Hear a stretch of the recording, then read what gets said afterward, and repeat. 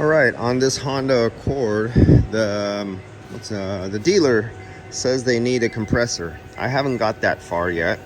I did use a refrigerant analyzer and I tested the refrigerant, and it is 100% pure refrigerant. No other refrigerant, no air mixed in it. But let's see what we got here. This is a 2008 Honda Accord. So let me zero in. All right, so I already have the blower set to the lowest speed, and all I'm going to do is crank the key a little bit to get the blower motor starting to spin, and then turn it immediately off, so the blower only pushes a little bit of air out of the heater core.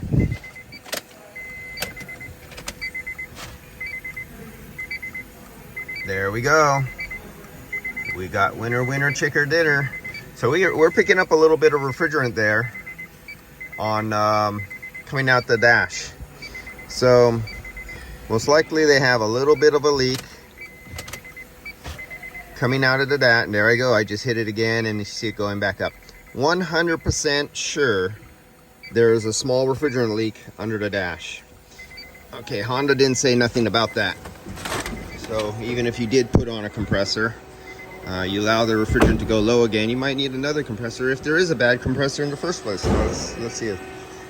I already came up here and I sniffed around the front shaft seal, and there was nothing going around the front shaft seal. I could get my fingers down there, and I already went over the condenser along the lines up to the firewall and everything like that.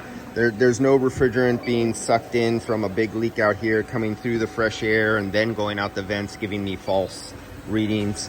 There's nothing coming from the gaskets and the seal right at the fittings where they go through the firewall or anything like that. So that'll be a bad little piece of news. Hopefully their compressor is good, and that'll be some good news, because that'll be one expense they don't need if it is good, and they could put that money towards an evaporator. Let's start this up. I got off. I'm connected. Our outside ambient temperature is 64 degrees.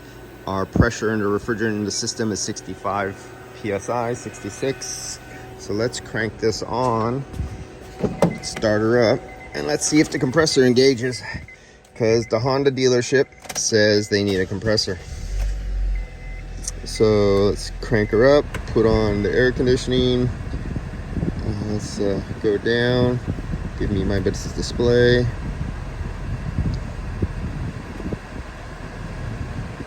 Okay, so we're low. We should be coming on. I don't feel much going on here. Maybe a little bit of cooling, I'm not sure, or it's just an imagination of air blowing over my arm. It's my imagination. So there's nothing going on. The compressor's not even coming on. And did I turn on the light? No, I didn't turn on the light. Sorry, guys. There's no compressor action. I could see the clutch face is not engaging. Honda still says that's because the compressor is bad, that the clutch is not trying to engage. Okay, let's take this a little further. Where the hell is this? Hey, where's our... Oh, I'm not familiar with this one. No, I didn't get so lucky. I'm hoping the relay, I was going, oh, maybe the relay points are bad, and I just hit on it and it'll start working.